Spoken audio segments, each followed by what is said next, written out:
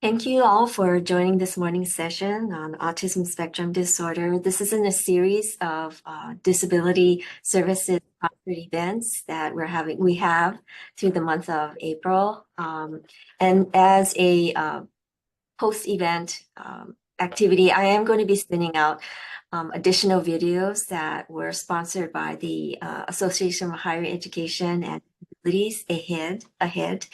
And it is on specifically by a speaker who is neurodivergent. And he's actually working at the University of Kentucky. And his name is Dr. Caldora. Or Mr. Caldora, sorry. And so I'll be sending out his presentation and also his PowerPoint presentation. So again, thank you all for coming. Please mute if you're not muted right now.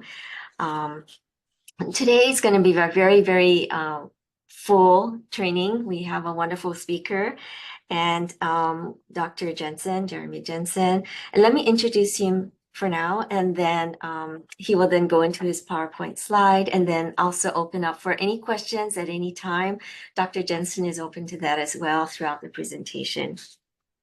So Dr. Jensen is a licensed clinical psychologist specializing in children, adolescent, and families. He offers a full range of psychological and educational assessments, helping to identify social and emotional needs and learning differences that are often central to the struggles that young people face. Furthermore, he often consults with educational staff as well as advocating for clients in various academic settings. So without further ado, Dr. Jeremy Jensen. And I also want to say he is a resident of Hawaii State. Thank you, Dr. Jensen. Yeah, thank you for the wonderful introduction. I'm very happy to be here. It's a rainy day on the North Shore of Kauai, so it's a good day to meet with friends online and chat about autism and educational accommodations, which is really what I hope that we can get out of this time together. I'm going to jump right in here. I like giving these presentations.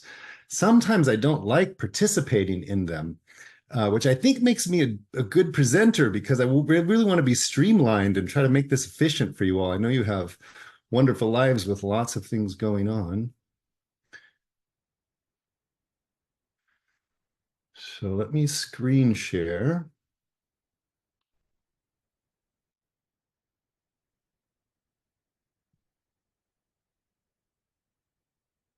Did that part work? Yay. Yes, looks great. I always like it when the tech works. Thanks so much for the extra support beforehand too, just making sure we're all plugged in. So just a brief outline so we're all on the same page. We don't have that much to cover. We're going to look at understanding ASD from a diagnostic perspective. That's sort of my area of specialty. So we're going to look at the DSM-5, the Diagnostic Statistical Manual for Psychology, look at what criteria are. I'm happy to talk about assessment if we're interested in that, give a little bit of an idea of what goes into offering a diagnosis.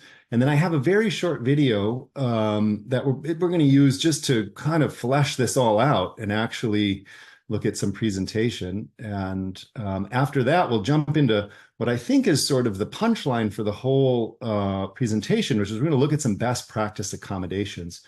And this is in no means meant to be an exhaustive list. Accommodations really are sort of a creative process that meet needs in the moment, but these are common. They're things that most educators are striving for, and hopefully just some ideas and tools for your tool belt that allow you to continue to connect with your students and do what you do best, which is teach. I do have some questions that were sent ahead of time. I think I'll try the best I can to weave those in throughout the presentation. And then at the end, we will have a Q&A. If you have questions in the moment, though, don't hesitate to throw those in the chat, or even, I don't know if raising hands will work because I can only see about a few of you. I'm not sure who's all checked in or who's all on screen, but if you want to pose any questions in the chat, then hopefully with the help of friends, we can answer those in real time. I like these presentations to be a bit more of a dialogue, and I think we have a nice intimate group here to do that. So anyway, with all that in mind, let's jump into criteria. I always want to lead this part off just by acknowledging that obviously there's so many wonderful individual differences whenever we try to lump all of the diagnostic criteria. I think there's always a risk of missing that piece, and particularly with autism, it's a spectrum disorder for a reason because there's a broad range in terms of presentation. So it's important to keep in mind. It makes it somewhat complicated. And part of the reason for this, before we jump into criteria, we should talk just a little bit about development. And it's still a bit of a black box in terms of what is causing autism. Though when I started working in autism, geez, I have to do the math now. It's been a while. It's almost been 2 decades. There was much less that was known. But the important thing to recognize before we jump into criteria is just that there's interaction between environmental factors. They've identified some plastics that seem to be present in development that can influence development. Some genetic factors that are also being studied. But the most important piece is that these factors are sort of coming into play very early in development, early into the first months, into the first year that you start to see some symptomatology. And it creates this, it's sort of like a gateway to these other skills. Social emotional skills in general are one of the longest to develop. In fact, researchers out of Berkeley say that our social emotional skills peak around age 60 for most of us. Unlike other forms of intelligence, which peak around the age of 16, 17, 18, 19. So by age 1, you're starting to see these differences in processing, like young individuals with autism will not track eye gaze like neurotypically developing individuals will. They won't look for facial cues in the same way. They won't stay focused on the face in the same way, which then sort of deters the rest of development, which is part of the reason why you see such a complexity in terms of presentation. It's just important for us to keep in mind. There are two main themes in the criteria, and they're both on the left of your screen there. So we're gonna talk about each of those, and then the other three that are on the right of your screen are further criteria, but they're not so complicated. They're not as primary to the diagnosis. So the first diagnostic criteria is that there's persistent deficits in social communication and social interaction across multiple contexts. And then the DSM-5 goes on to give you some examples of what this may look like. So I just want to read from it to start to flesh this out a little bit. So a big one may be deficits in social emotional reciprocity. So there can be difficulty in entering into conversations, to understanding timing to conversations, to following what's happening in conversations, so that by the time you want to make a contribution, you may feel, the individual with autism may feel like they're lost to a certain extent. There can be failure in normal back and forth in conversations, reduced sharing of interests. So sometimes there's specific themes that an individual may be very eager to talk about, but other aspects of social communication and social connection may be less prioritized. And as mentioned, sometimes that can all result sort of in a failure to ultimately initiate or maintain communication and conversation. There's also deficits in nonverbal forms of communication, and this is a very important one. It's one that I think it's hard for most people to understand, because as a neurotypical individual, we take this for granted. We're scanning the face, we're seeing what emotions are here, we're projecting and sort of understanding where conversation's going. And it all sort of happens subconsciously. We're not even that aware. We're just in the flow. And this is exactly where there can be some difficulty. So there can be poorly integrated verbal and nonverbal communication. It can be hard to express ideas. Some individuals with autism are nonverbal. They don't use verbal communication at all. And that's where assistive technology can come in. And we'll talk a little bit about that when we get to accommodations. There can be abnormalities in eye contact, body language. You can see that it can be actually very anxiety provoking to engage in eye contact. So you might not see it. You might be in a conversation.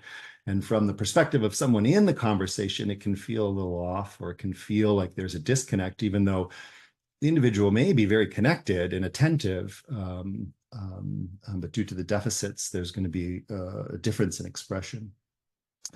We'll see this in a video clip that I'm going to play too. There can be this lack of facial expression or difficulty expressing through the face in ways that are readily understood by others.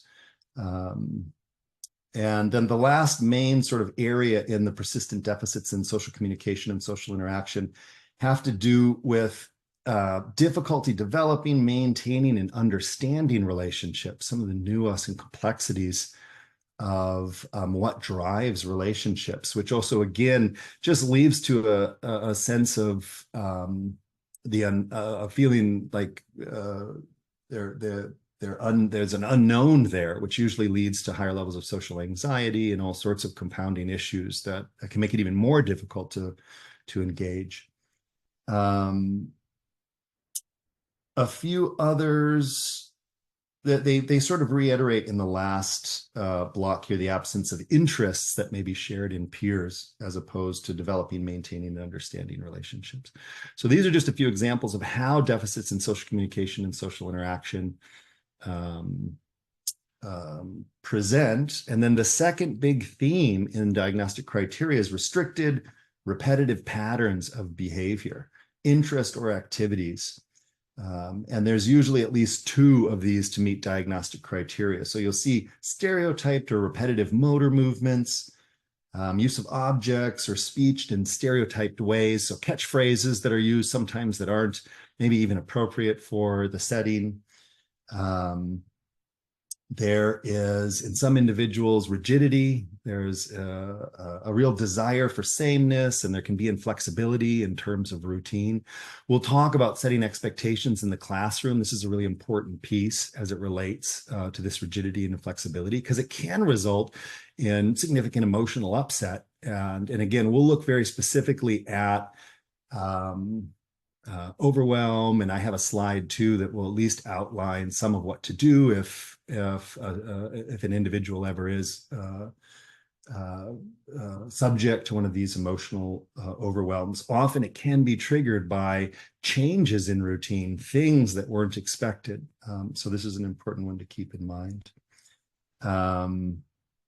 There can be highly restricted and fixated interests, which actually can be great for academia. You know, that's what a lot of academics strive for, is a real focused mindset on specific information, right? The specialty. So that can be a way actually that the autism diagnosis can lend itself to academia. There can be a lot of interest and actually sometimes even hyper abilities in learning if there is an interest in that, compared to an area of study where there's no interest and it may be more difficult to engage. There can be preoccupation with unusual objects. You've probably seen fidget spinners and all of this sort of stuff. In the high schools now, what's the thing? It's a kendama. I don't even remember what it's called, but they're these sensory toys and tools that are widespread actually at this point, not specific to autism. And then last, but definitely not least, there can be either hyperactive or hypoactive sensory experience. So there can be like a high sensitivity to clothing or to touch. There can also be low sensitivity where pain isn't registered, and it can be hard to sort of stay connected and embodied. I think for the most part, most people think of the hypersensitivity, and that probably comes out more frequently in terms of issues that need to be addressed. So the other three criteria are just that symptoms must be present early in development. Like I said, most of the research is pointing to that very first year the early years in terms of when symptomatology is first present. And then last is just a typical add-on for the DSM, which is just to make sure that there aren't other disturbances that can better explain some of what's being seen. So developmental delays, global developmental delays may also mimic sometimes social anxiety, and other factors can sort of look like or impact the autism diagnosis. So that's a lot. Any thoughts or questions just in terms of initial diagnostic criteria? Great. I think we've got a good foundation. Again, feel free to throw questions in the chats. I want to share a little video with you and just talk briefly about a Netflix special, Love on the Spectrum. I don't know if anyone's familiar with that. I haven't really watched more than a few episodes. But if you're interested in more information, I think this is really easy. I think it's a very well produced. I mean, it's essentially sort of a spinoff of the reality TV shows, dating reality TV shows. So you got to be forewarned about that. But I think the producers do a really awesome job of honoring the designation and helping viewers see not only the differences in terms of processing, but also the similarities, right? As individuals are moving towards relationships and love relationships and dating. So anyway, this is a short clip. It's about just over 3 minutes.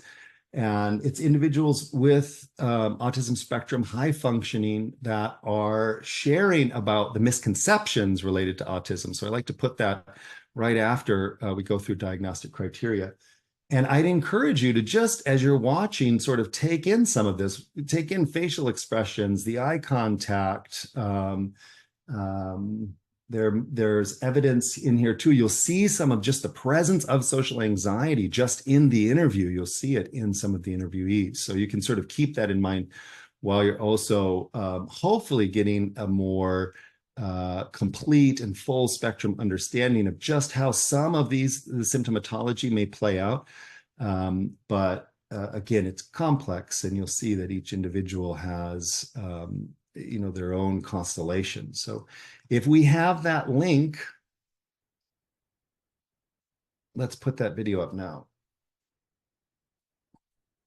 Are there misconceptions about autism? There are definitely these misconceptions that because I'm autistic, I'm going to be excellent at math. I hate math. I love English, and as soon as I tell someone I'm autistic, they try to get me to give them the square root of pi. What do you think about the misconception that people on the spectrum don't have empathy? I've never met someone on the spectrum who is unable to empathise with another person. People think I don't have autism, and when I tell them I have autism, they go, faces like, you have autism, but you're so social. Yeah, I am social. People with autism can be social. They think that people with autism have no feelings toward other people. I mean, we're all human beings. We're more than capable of sharing our feelings and emotions. And just because you have autism does not mean you are in any way lacking. In fact, you might have something that nobody else has. Our minds are an advancement from the typical norm because we need to be an existential contradiction to what people consider to be normal. What is typical and what is atypical, and should it be so stringently abided to? If everyone in the world was the same, well, to be brutally honest, it would be extremely boring. I mean, we all are different. How does autism affect you? People on the spectrum have a very idiosyncratic relationship with language compared to people who are neurotypical. And language is wielded quite uniquely by them in how they express themselves. Some do not use language at all, they are non-verbal. Then there are others such as me where I'm verbose. With the things I really love, my brain is like a sponge. It just soaks in the information, and the pathways to access that information are really clear. But the pathways to access social cues, body language, facial expressions. It's more like there's a traffic jam on those paths. Loud clapping and loud cheering might be a bit distracting for me, and that might give me a lot of anxiety. I don't hug people because it gets very sensory, especially with food. When I like eating like oatmeal, the flavor, like my tongue, it feels like gooey and gross, or like touching like sweaty hands. If people could look deeper into the heart of autism and try to understand where that person is coming from and understand what autism really is, then I think people would bring peace and harmony to the world. As far as I'm concerned, if anything, it's actually more of a gift. But I like being different now. Very different, like loud, quirky. I would say I'm just unique. I'm weird. I wouldn't take away my autism. It's part of me, it's part of who I am. And it always will be. And it's not a bad part of me. It's a good part of me. So no, I wouldn't change that.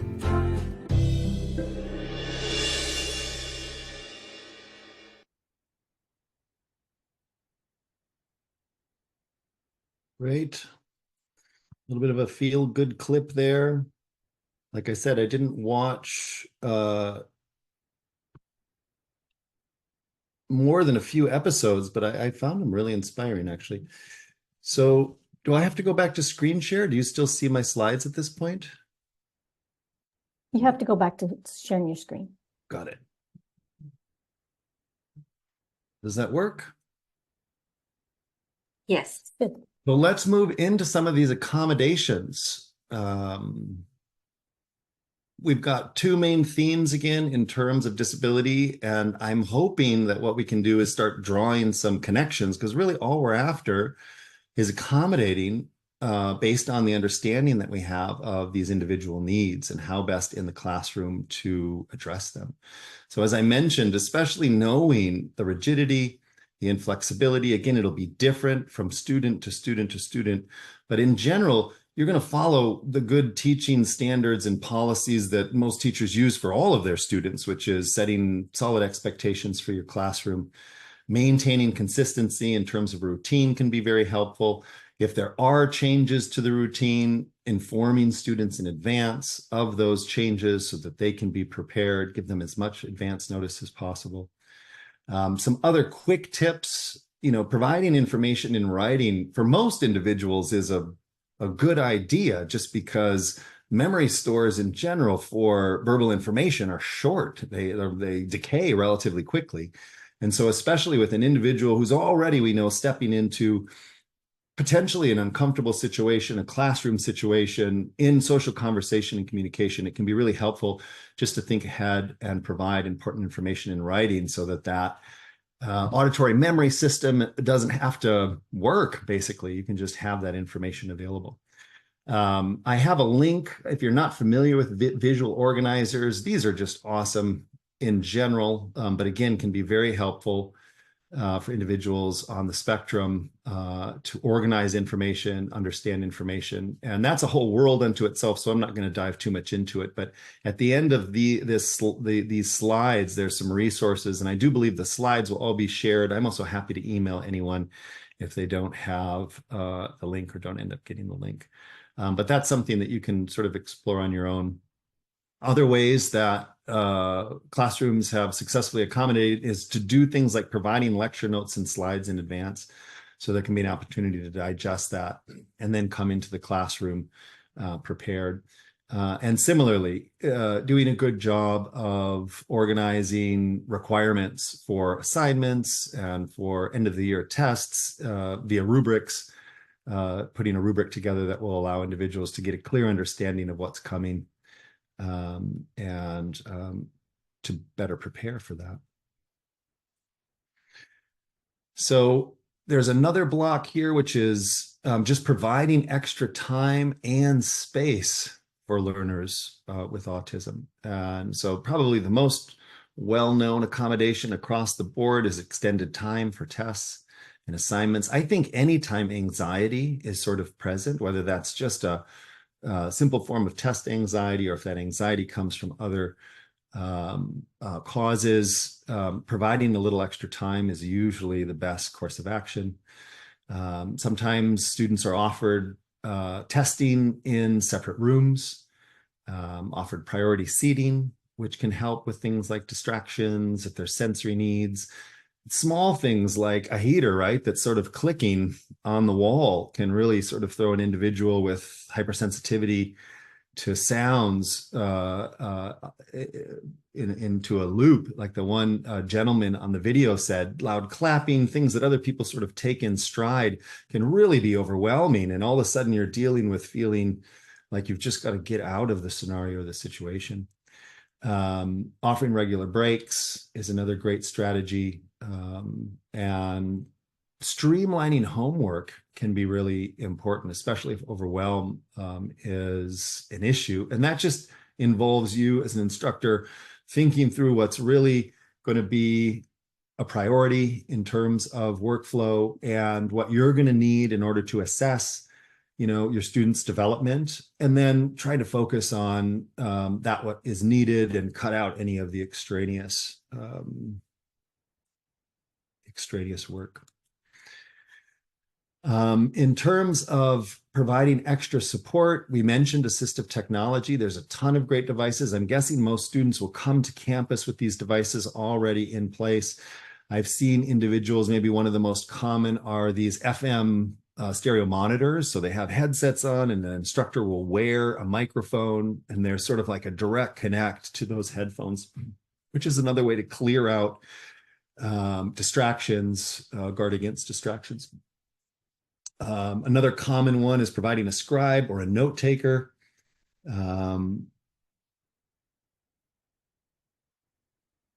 Which can be very helpful. Sometimes too, as an instructor, just facilitating peer-to-peer support.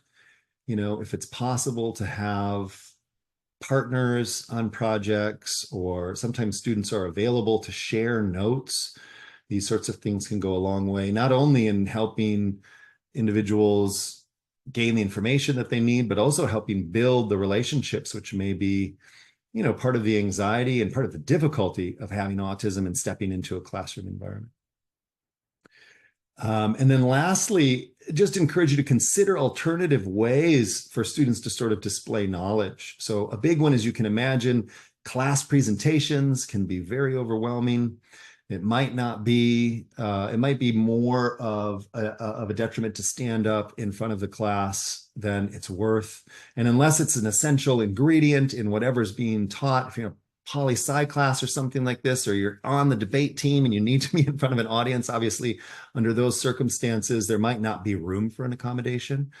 But if there's presentations and an individual with autism is asking for maybe an interview, can be a great way to offer an alternative to stepping up in front of the class and giving a presentation. Again, this would all be case by case. Usually the way these accommodations work, and Susan can speak more directly to how it works on the Hilo campus, but usually there's information shared before the students even step into the classroom, right? There's some sort of expectations and an understanding of what's needed.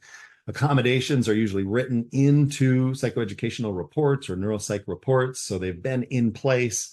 There's usually, with most individuals with autism, a track record of accommodations that have been provided, which can be very important just in sort of understanding the validity and importance of those. Usually that stuff's in place ahead of time. And then if the individual wants to call forth any of these accommodations, they're usually encouraged to come speak directly with the professor and say, oh, I'd like extended time for this semester, or I would really love, I know that there's a presentation coming up at the end of the semester, and I'm wondering if it's possible to do an interview instead of doing that presentation.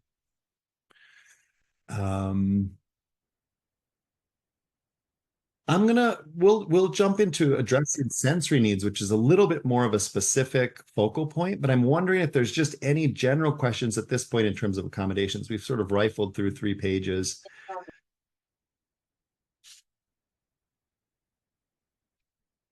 And again, feel free to throw it into the chat I should look through this really quick. Yeah, someone just commented that the setting expectations page is sort of best practice for all students, and it's true. It's not that different from what's already happening. Again, maybe you would be a little bit more sensitive if you know that there's an individual who struggles with changes or inflexibility in routine. Maybe you'd be a little bit more heads up around that. And for example, if there's going to be a guest lecture or something like that that's not in your syllabus, sending an email out, right, the week before, or announcing it in class the week before that there's going to be a change in a routine, there's going to be a guest presenter. Things like this, I think, are relatively easy to integrate. And again, probably something that most all educators are already doing in their classroom. Dr. Jenner, I think that Dr. Okuyama has a really good question. If you wouldn't mind maybe looking at that. Great. Yeah, I see it. It's right here. Yeah, so this is a problem. She's talking about how sometimes individuals with disabilities will hide the disability. They won't want to present. And in my opinion, they have a right to do that. They don't have to come in and share about who they are at that level. If they have significant needs, though, if they're facing potential overwhelm, right? If they're struggling with connecting, it almost seems imperative in my mind, though. And really, I think that's the importance of just having, the importance of these types of meetings we're having right now is to have sort of an accepting environment. And disability services are sort of at the head of that, right? Letting individuals know that everyone on campus is there to support. But it isn't uncommon that you find out about the neurodivergent student after there's already an issue. And it is often more difficult to address it. We'll talk about sensory overwhelm, for example. That's one of those things that I think every individual with autism would want to inform their college campus about, right? That they have sensory issues that could lead to significant emotional overwhelm. And in those cases, it's going to be much more difficult to address that need after, without knowing that ahead of time.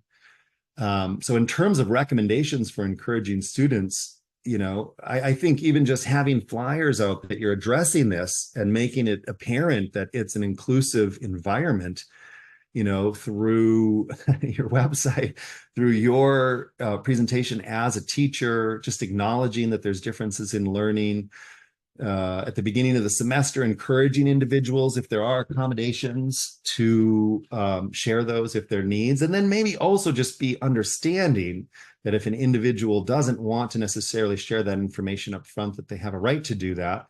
It may create more of an issue or a need. But in terms of encouraging, I think the best thing to do is what you're going to do with all of your students, which is really work as an entire campus, really work to forge a connection, like a real trusting connection with your students. And I was actually reflecting, I saw in Susan's email, what's the tagline for Hilo? It's supporting your journey. Isn't that that's like the tagline for campus? And I think that's probably a great place to start in terms of encouraging individuals to be more open with their needs.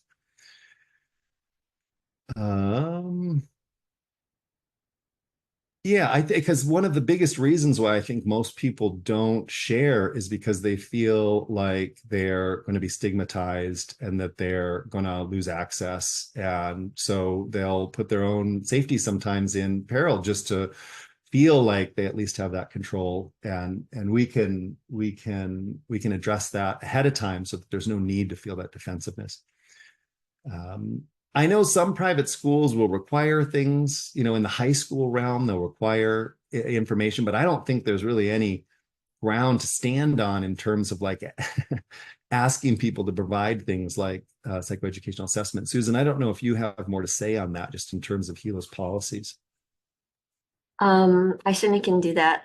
So one of the importance of the law, the ADA and accommodations 2008, is that under Title II, it's really important that the issue of access, equal access, which is at the heart and core of a civil rights law, which is what the ADA is about, And what we're discussing is actually best practices, you know, as one of the participants had mentioned, because in the years that I've been in this position, to think about how to teach with the concept of teaching and presenting course material in a way that any student could benefit from, you know, whether it be person with some sensory disability or learning disability or anxiety disorder, you know, how to make it so that the course material can be universally designed for greater access and greater benefit. Okay, so and as you had mentioned, Dr. Jensen, every case scenario is looked at individually, you know, and also one of the things that I've noticed with our campus in particular, that the students at UH Hilo tend to be more private and want to keep their life very close to who they are, you know. So unless you're in that circle of trust, then they often will keep it close until they trust, you know, until that bonding has occurred. And so whether it be, and it doesn't always have to be disability services either, you know, I've noticed that throughout the campus and throughout the years, certain people have been sort of like magnets towards our students. And so they feel much safer, much more open. And so it's those conversations that they have with the faculty that then lead the faculty to have a discussion with me. So, you know, however the message is relayed, I'm all for that, you know, and I do truly wish to have a more inclusive campus, but this is just one layer of inclusivity, you know, there's many other layers. And so, and also, you know, we also have non-traditional transgendered students who also have other disabilities as well. So, you know, when we talk about different layers of acceptance, different layers of openness and transparency, and I think particularly different layers of sensitivity, this is where it gets very complicated, because you definitely want to make sure that you don't violate anyone's privacy rights either, you know. And I think even I've had many faculty ask me, well, can I openly refer them to disability services? Okay, so you want to be very careful about that, because if a person does not have a disability, or even if a person has a disability and they do not want to self-disclose, by assuming that they have a disability, that is like violating their rights under the ADA. So, you know, it's a very complex situation. And so in those situations, I advise the faculty to include disabilities as part of the collective of recommending to the student. Well, you know, we have these different varieties of student supports, which includes counseling services, disability services, SSSP, you know, and include our group, our office as part of that collective group. And then that way you're not predetermining that they are a student with a disability, but you're also recognizing that they probably will need some supports, but not knowing what in what areas that they're needing. So, so I hope that answers at least part of the question, and if not more. Yeah. And, you know, regarding, Sherry, your comment about getting more awareness, you know, awareness, I think can deal with everything. It's not just one area, particularly just disability, you know, it can also deal with other issues, you know, like how to be more inclusive and with non-traditional age students. And again, you know, I'm getting a lot of students like that, much older, like 60+ years old, and how to help them feel welcomed, you know, into a campus environment. So changing of campus culture is going to be, to me, a much larger conversation that I think a collective group of departments need to have. It's, you know, not just disability, it's how to make this all work for all students. And I think that's the kind of conversation that we should be having for our campus. Yeah, that's well said. And yeah, I like the idea of in general sharing the student supports across the board, right? That are available and that are being paid for by your tuition anyway, so you should take advantage of that. With having a lot of respect that it's difficult. It can be difficult to share this type of information. Oh, Dr. Jensen, before you move on, I did want to mention some of the other types of accommodations and what I've noticed with our students with autism spectrum disorder. And so for those of you who have been very connected with this topic, ASD, you've seen the migration of the terms and things like that. And as Dr. Jensen had mentioned about the DSM-5, so one of the terms that is being brought up towards the entire world at this point is called neurodivergent. Okay, so you'll see those terms interchangeably mentioned. I also want to say neurodivergent is in itself is not just autism spectrum disorder. It's students with learning disabilities. It's other students with Tourette syndrome. It's students who think neurologically different, and the counter word is neurotypical, which is what most of the population is about. So you'll hear those terms quite often.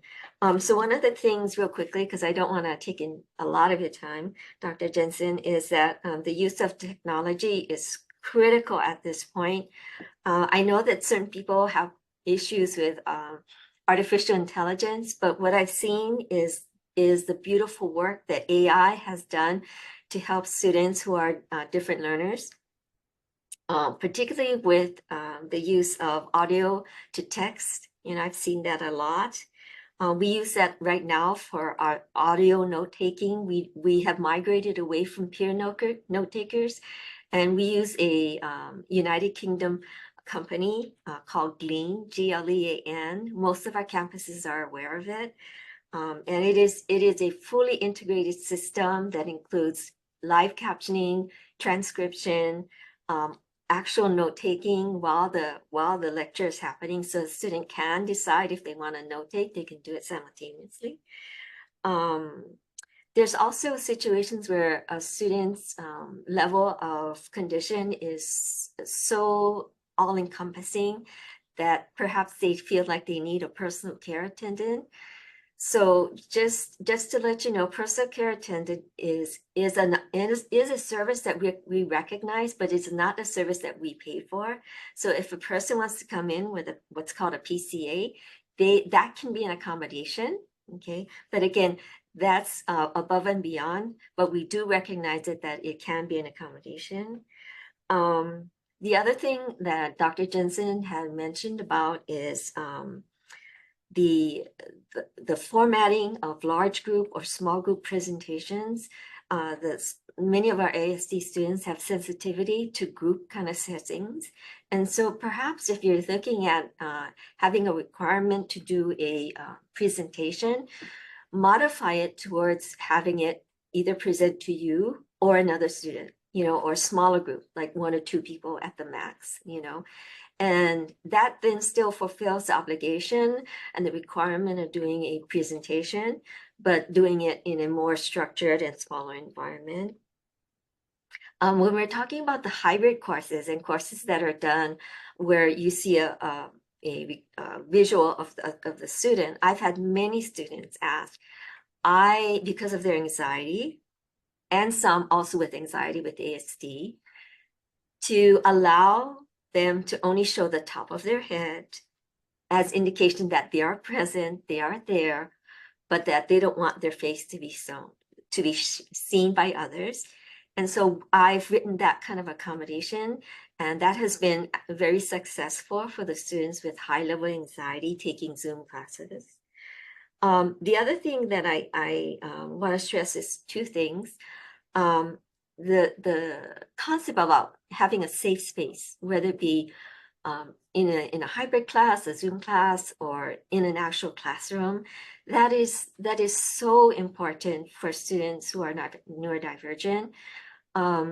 The integration between what they see as their safe space must and should be considered, you know. There are so many factors, as Dr. Jensen had mentioned, that affect their well-being. And if we can kind of think this through, then I think it will be helpful to process it out, you know, especially if one chooses to have very loud kind of videos or things like that, you know, because you can then tone it down a little bit, or just announce to the class, next week we are going to be having a video, you know, just be forewarned that it might be a little loud, you know, and if you cannot attend, then, you know, please let me know in advance, then I can do this, you know, I can either send it to you as a separate doc or whatever. So I think, just at least with the ASD students that I've had, that just being forewarned is so appreciated by them, absolutely appreciated.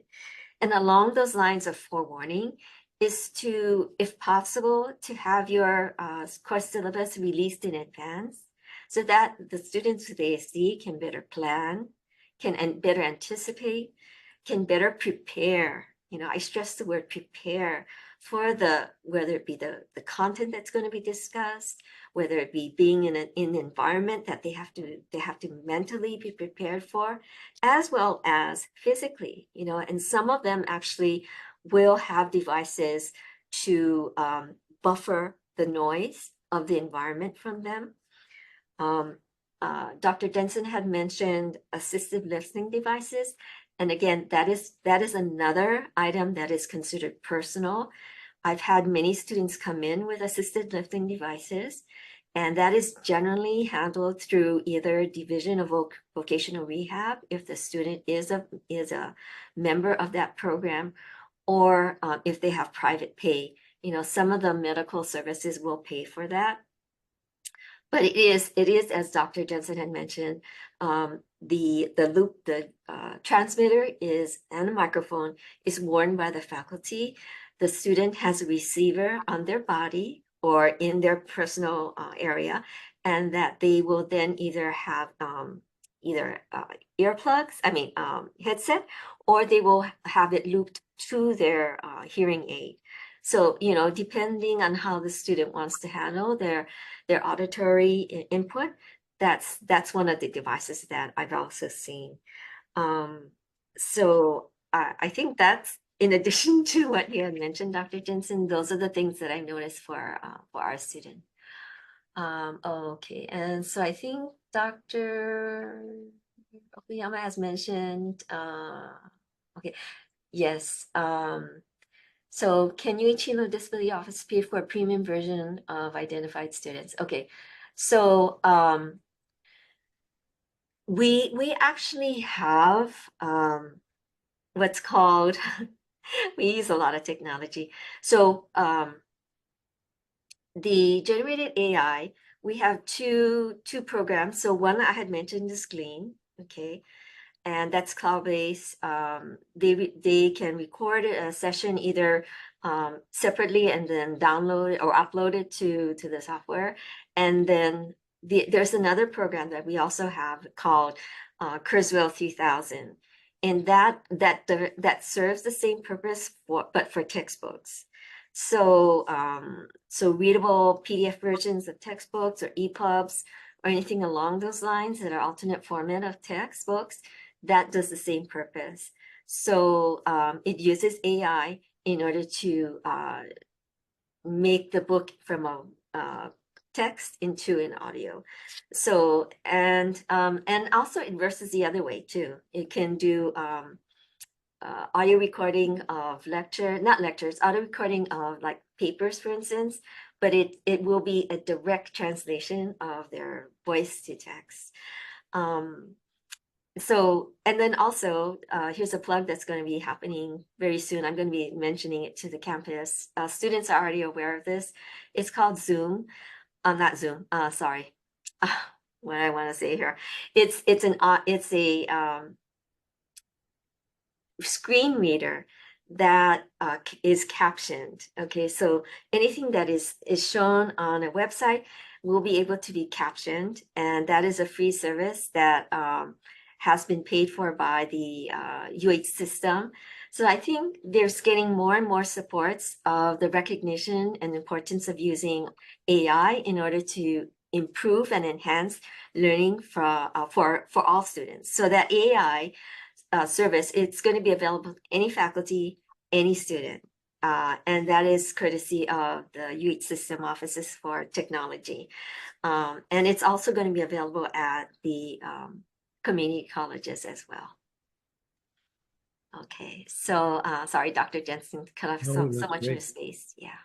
That's always how the conversation goes. I always have general information, and then it has to be like siphoned down through the actual institution, right? That's implementing it, and every institution sort of has a different. So I think that was spot on, actually. Thank you for focusing that down. Hopefully we get the sense here that this is all a work in progress, right? We're coming up with the strategies sometimes, and it's really based on the immediate needs, not some abstract idea of what needs students may have. So the last bit that I had to cover in terms of accommodation is address some specific ideas around addressing sensory needs. And we'll talk a little bit about what to do if you are with a student who is in an overwhelmed state. So in terms of sensory need, this sort of gets back to the question we were talking about earlier. There's a lot of different ways that we can encourage students to develop and share sensory plans. Most students, if they're coming out of high school, will have and have received accommodations either through the IEP or through a private institution, will have a neuropsych or psychoeducational report on hand. Those reports last for 3 years. So if they were assessed their 10th grade year and it's 11th and 12th grade and now they're entering college, it's usually recommended that they're updated. If they receive that assessment in their senior year of high school, they still got a good 2 years that assessment can be used to guide these types of discussions. So a lot of schools that I've worked with, that's a part of what they ask for, at least in terms of understanding. A good psychoeducational or neuropsych report will have a plan at the end. That's the sort of punchline for the entire report is here's the data, here's what we see in terms of specific needs, and then there's recommendations. So those will often be in place. Organizations like the SAT and ACT, the College Board, who are responsible for accommodations at that level, they usually look for 2 pieces of information. One is the neuropsych assessment, but then they also want to see a history of accommodations, which can be another very important thing to encourage students to share, right? If they already know that they've received extended time or they've had the opportunity to go into small group presentation or interview style presentations, that can just be very helpful. It sort of validates what's already been happening and provides a segue or a link. So anyway, these can be part of the encouraging students to develop and share sensory plans. And usually that's all taken care of by disability resources, right? Upon application and housing that information and making sure that information is available. We talked about distraction-free learning environments, allowing for sensory tools if needed. A few others that Susan didn't recommend it. Sometimes students use things like weighted blankets. Sometimes they have adaptations for the chair that they're sitting in that help with sensory needs. Again, it'll be a case-by-case basis. And as Susan alluded to, most of these things are already in place, and there's something that the student is bringing into the scenario. It's not something that is necessarily provided by the college. We've talked about warning students of intense sensory stimuli. And then last but not least, addressing sensory overwhelm if it does come up. This information isn't going to be revelatory. You can imagine just about anyone maybe dealing with emotional overwhelm and apply similar steps to you yourself. Want to stay calm. You want to create space. Offer sensory support just means that if there's a loud noise that's sort of the root cause of this, see if it's possible to eliminate that or move the individual to a quiet environment. Bright lights, things like this can also be triggering. So that's just something that you're aware of. Again, in a best case scenario, hopefully the school is already aware of this. We know that this is a potential need. And it'll be much easier to sort of address. Doing things like validating the students' feelings, right? If they're feeling overwhelmed because it's so loud, you just simply say things like, "Oh, wow, this is really too loud for you, right? We obviously this is something that we need to address."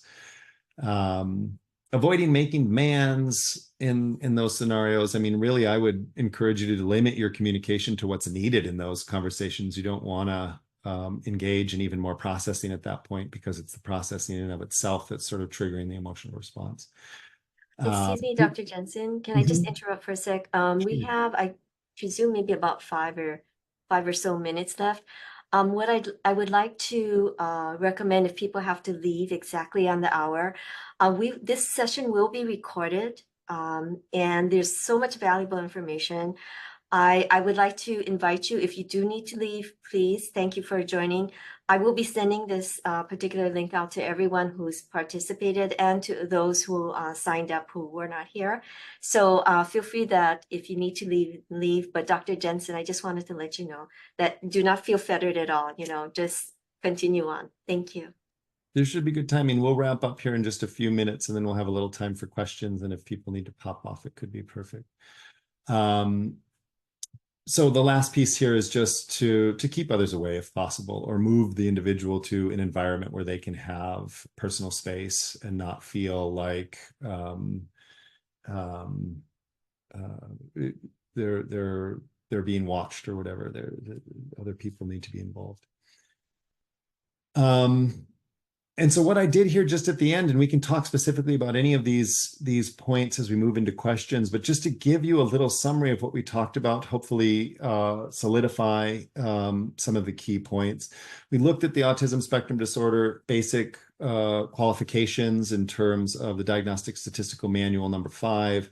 So it relates to communication skills, social interaction, and behavioral rigidity.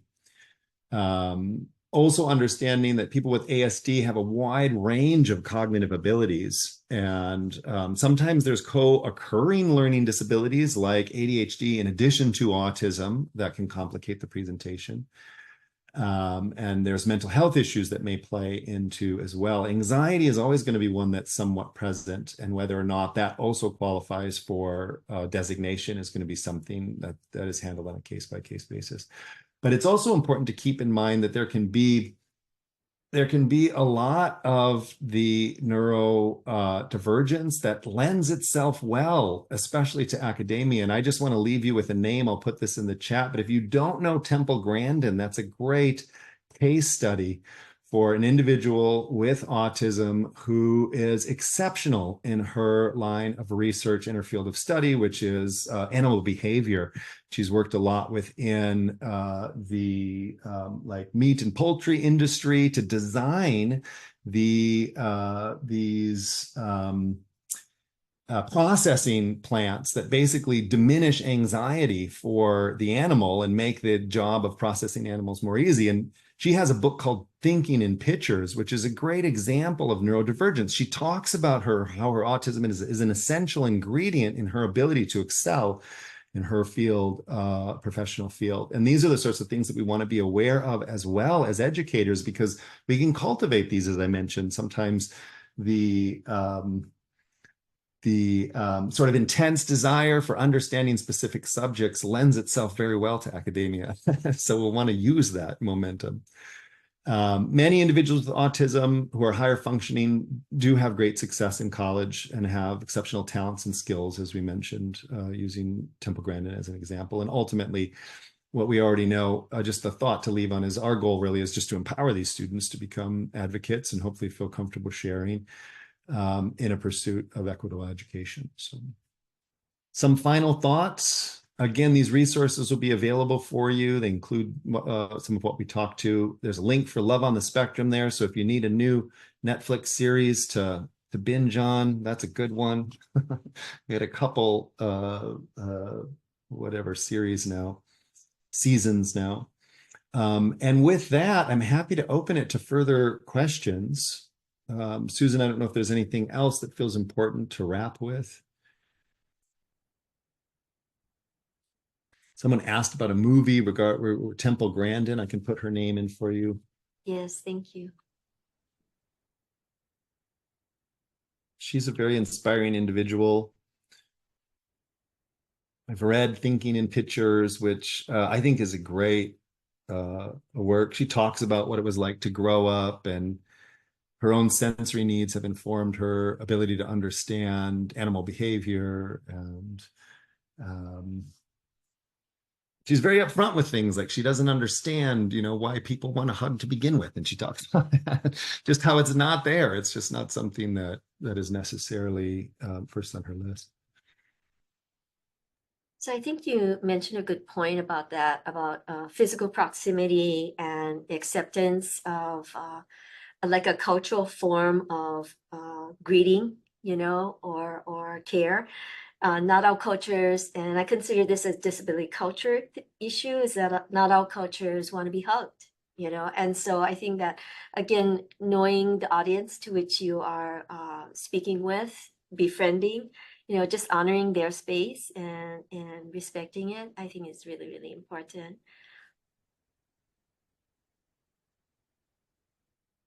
Great. We are at the hours. There was a few other questions that had come through before, and an individual that was interested in maybe meeting afterwards. I'm happy to follow up with anyone. I'm also just happy to extend my email address just as a free resource to the community. I'm always available via email too. So if you want additional resources, or if you say, hey, I can't find anything on visual organizers and I'm curious about that, feel free to send me an email. I'm happy to follow up and share whatever I can. I wanted to just an idea about having a student support group. So actually Manoa has one. And it's specific. They're actually trying to start a second one, and it's a RESO club, Registered Independent Student Organization Club.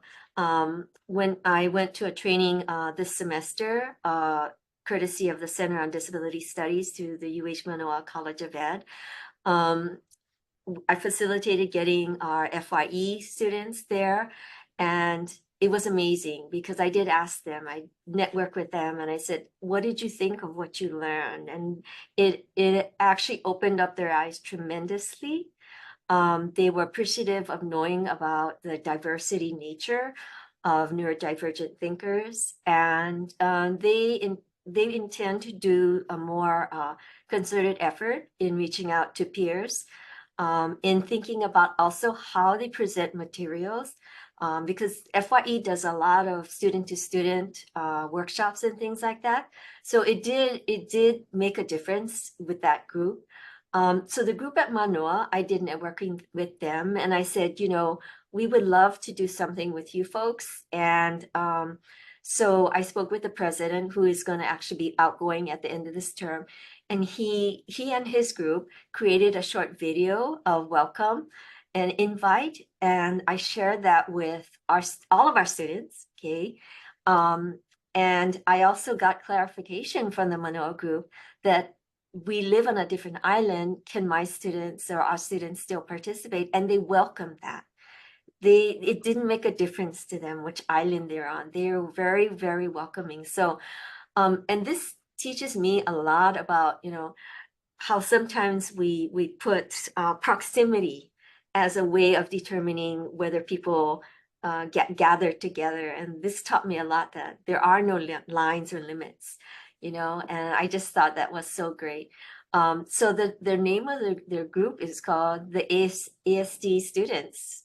And so if any of you are interested in it, I'm more than happy to and willing to share the video. It's a very, very short video, and also give you their contact information, because again, they're open to having any UH system student with the ASD to join their group. Thanks. Anything else in closing? It seems important.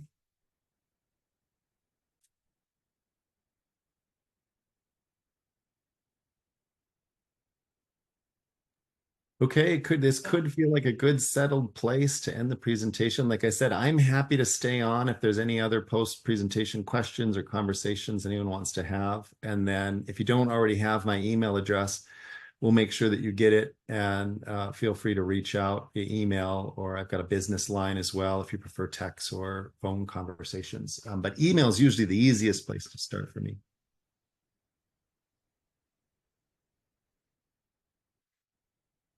Okay.